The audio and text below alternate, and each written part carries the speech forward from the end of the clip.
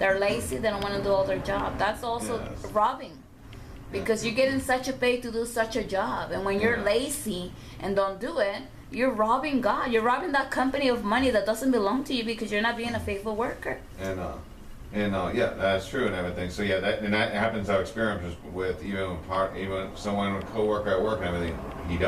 This person does do that and everything, and that isn't right and everything. And like I said, that's why I say with me and everything. Just my thing is I try to give it my all and do my best job possible.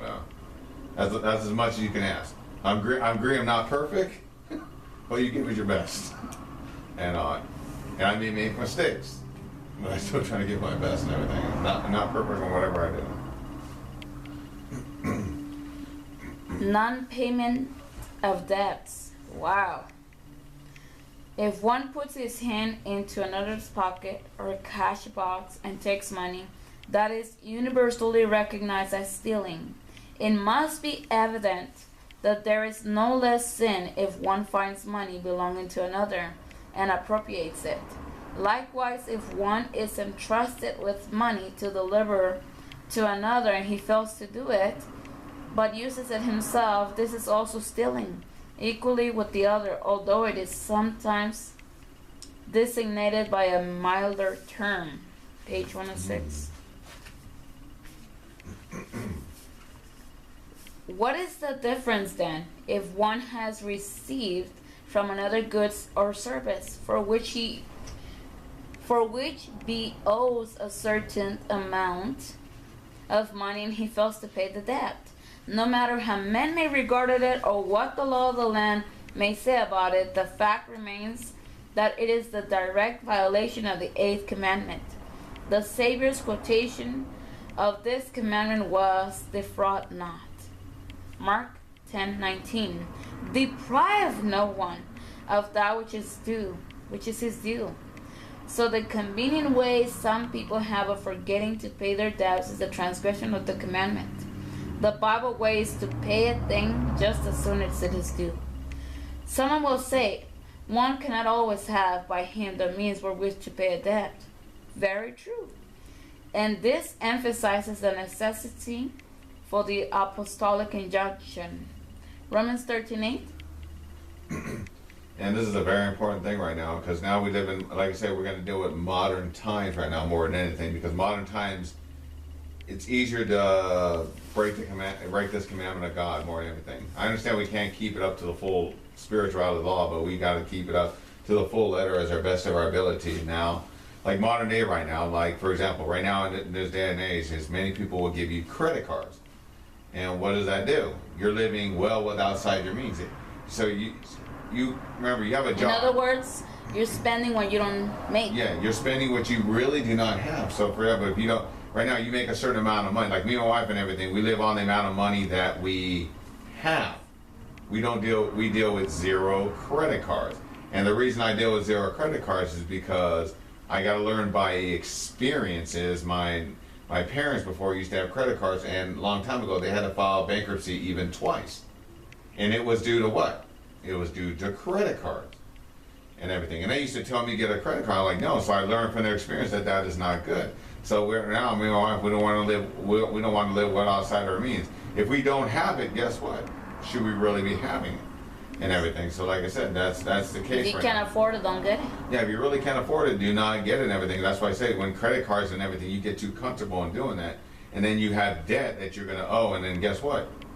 Sometimes you get so far in debt right now, it's like, oh, wait a minute. The law of the land allows you to do what? Bankruptcy. To clear your debt. Now, even though the law of the land says you can clear your debt, is it in the eyes of God, did you really clear your debt? No. And everything. Because you owe them money and everything. You get something from somebody, you ought to owe them money. So like I said, you don't want to live with, so like I said, so like the 8th commandment is important because we got to bring it into modern times. That's why we're going to do modern times. When it comes to even tithe, we're going to do it next week. We're going to bring it to modern times, what you can do to help avoid that law. And help avoid even refraining on that law, because there's so many things in this modern day right now. So, for example, like is you don't want to deal with credit cards, and that's one thing right now. So, because when you deal with credit cards, you don't want to ever live well without saving. So live well within your means. And another thing too is, like, for example, if you owe somebody something, he says you must pay your debt to them and everything. And as I said, most people don't want to do that and everything. And that's the key thing right now. So like I said, if you live well within your means, you will not have much trouble. You ain't got to have the fanciest homes. You ain't got to have the fanciest cars in the world and everything. You just want to live. Because I know there's, like, even a coworker in my work right now is he's up there in age right now, well beyond retirement and everything, and he still has to work because guess what? He wants the high life and everything, and he's high net and cannot quit right now. And he may have to work until he dies. And I've counseled the person before about this, but he never wants to change everything. And guess what? It's gonna eventually hurt him in life. And that's what you don't want to do. Don't live well beyond your means. Exactly. And all these counsels are from the Bible. Romans 13:8, owe no man anything. If people realize that failure to pay a just debt is a violation of God's law, and if they had a proper sense of the sacredness of the law, they would not order things for which they cannot pay. You again may say, I go in debt only for the actual necessities of life. If I have no food in the house and no money, I cannot see my children crying for bread, when the baker will trust me. That is exactly the argument that some people use for taking money without leave. In either case, it is lack of trust in God. Ooh, that's deep. Anyone who, because he is indeed in need, occurs a debt which he has no prospect of paying, cannot condemn the act of stealing under the pressure of need. God said he's able to provide for the sparrow, and he can provide definitely for us. We're on page 107. And another thing too is when you deal with, a lot of times you got to learn in life and everything. It's like you want to learn self-denial. Like for example, let's say you want something and everything. It's not something wrong not to get something you may need and everything, but sometimes we want it now. Sometimes you may have to wait till you save up for it and everything, and then you can get it. And guess what? If you save up, maybe you have to save up a year for, like for example, let's say you need a car. Save up for a little while and everything while you still can and everything. Save up for it and everything, and then guess what? When the time comes, you're able to get a car or anything. You're able to get a new account, anything you want to do. And then guess what? The burden is lighter and everything because you're saving up for it. And like I said, sometimes you got to be patient and just be long suffering to wait, and things will work themselves out and everything. And even in my life and everything, as I went to school, first before I became Seventh Adventist, I had student loan debt and I had car debt. At that time, I would not go anywhere. I did nothing for so many years. I never traveled and did anything. All I did was, guess what? I had to pay off my debt and everything. I was pretty much didn't do much of anything. And I did a lot of exercise and everything, but I paid off my debt super fast and everything. And there's one person that was the best man at my wedding right now. They still have a lot of trouble because they have debt and everything. And that's when I counseled him a long time ago about sometimes you're gonna have to live below your means to actually do all this stuff, man. So it's something I do counsel people on. And sometimes you gotta buy it on the teeth or something, buy it hard down and everything, and just refrain from getting things all the time right away. Just wait for things. Exactly. So we need that patience of Christ. Let's continue reading. If people would, in fear the commandment which says, you shall not steal, refuse to incur a debt, no matter what you need, they would enjoy some wonderful experiences of what God could do in supplying their need. He knows what his children need, and he says, Matthew 6:33, seek you first the kingdom of God and his righteousness, and all these things shall be added unto you. But when men reverse the order, seeking first to provide for themselves, they shut God off from bestowing upon them the riches of the kingdom. It is impossible to lay too much stress on this feature of the violation of the commandment. If one has money laid aside for some specific purpose, it is very tempting and very easy to use it for something else. Of course, it would be all right if it were simply that one were proposing to purchase a certain thing and should use that money for something else instead. But it is far from being right. When the money thus laid aside is due to another. Thus, when one's rent is due quarterly, the only way, I guess it was quarterly back then, like quarterly will be Every 4 3 times months. a year. 4 times a year. Oh, wow. The only way that people with small, now we know it's monthly. The only way that people with small incomes can be prepared to pay it is by laying aside each week the weekly proportion. Even though the rent technically be not due until the close of the quarter, it is really due each week.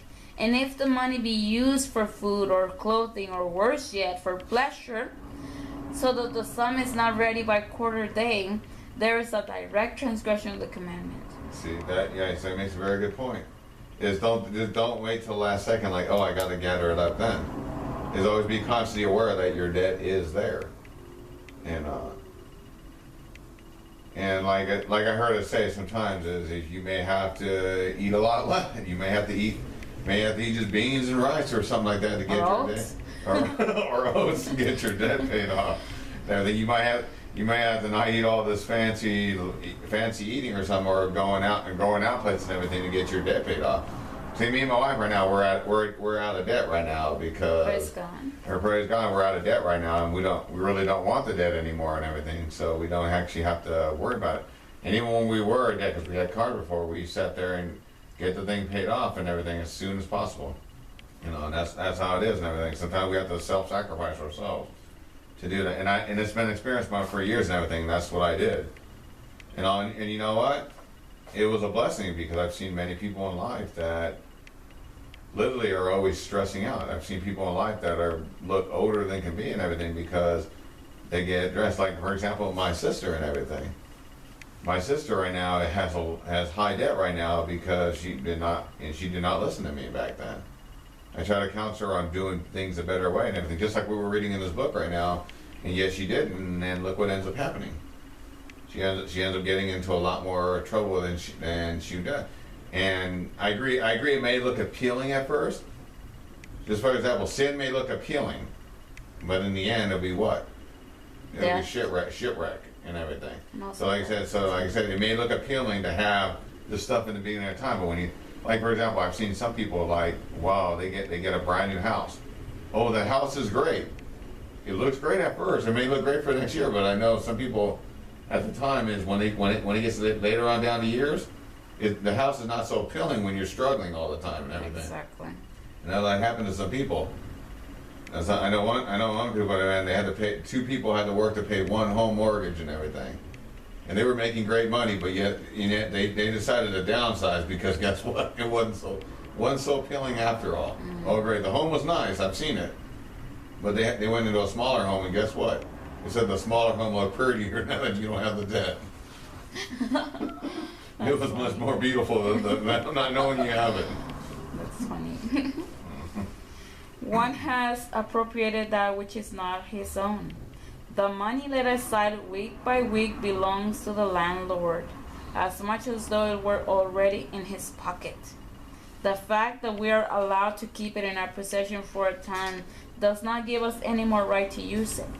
Then we would have to use an equal amount that some other tenant had entrusted us to pay to the landlord on his account.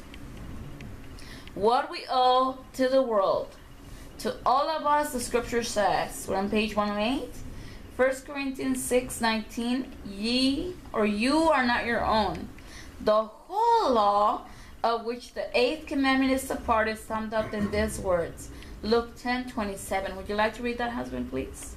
Luke 10:27 says, "You shall love the Lord your God with all your heart and with all your soul, with all your strength, and with all your mind, and your neighbor as yourself."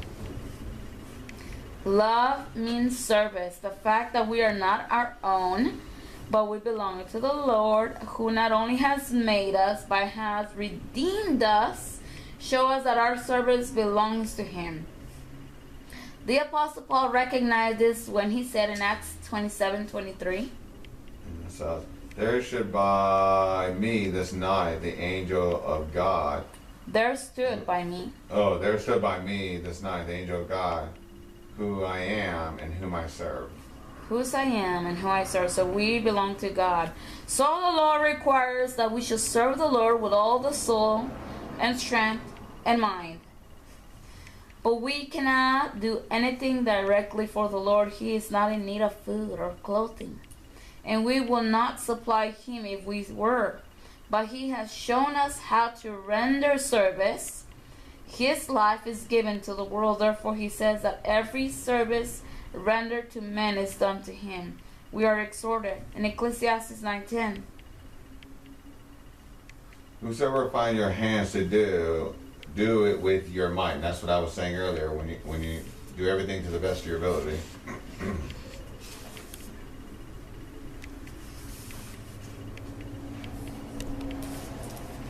And it says, and I'll continue reading on. It says, to perform our daily labor with all the strength of body and mind that we have is, if done in the fear of God, to love and serve the Lord with all our strength, so that the apostles' exhortation is in Colossians 3:22. servants, obey all things your master according to the flesh, not as the eye service of man pleasers, but in singleness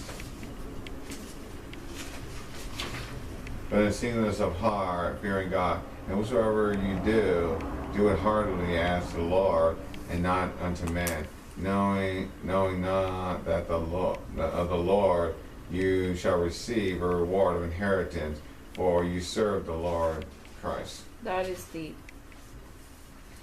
Strength is more than money. Therefore, if one serves with less than his full strength, it is content to the poor work on any pretext whatever. He is just as surely guilty of fraud as though he kept back the money that belonged to another. The commandment you should not still requires us always to give our best strength and to do our best work. It is a sin and disgrace for a professed Christian to do poor work. This does not mean that anybody can at once be master of his business, but it does mean that one should always do his best and always be striving to improve himself, that he should not assume to be able to do that what he is not. If any man be a carpenter, for instance, and someone entrusts his work to him, expecting him to do the skilled laborer, and he spoils the job, putting his employer to additional expense because of his incapacity, it is fraud. People often excuse themselves for lack of work on the ground that they're receiving very small pay, but this is no excuse. Whatever our duty is to do with all our might, the best possible way, whatever we have to do regardless of the wages received. We owe ourselves to God, and through him to the world. If we hold back any part of ourselves, we are guilty of robbery. The debt has already been incurred, and we are to work in recognition of it. The wages we receive are not able to be considered an equivalent of our labor, but as a gift from God.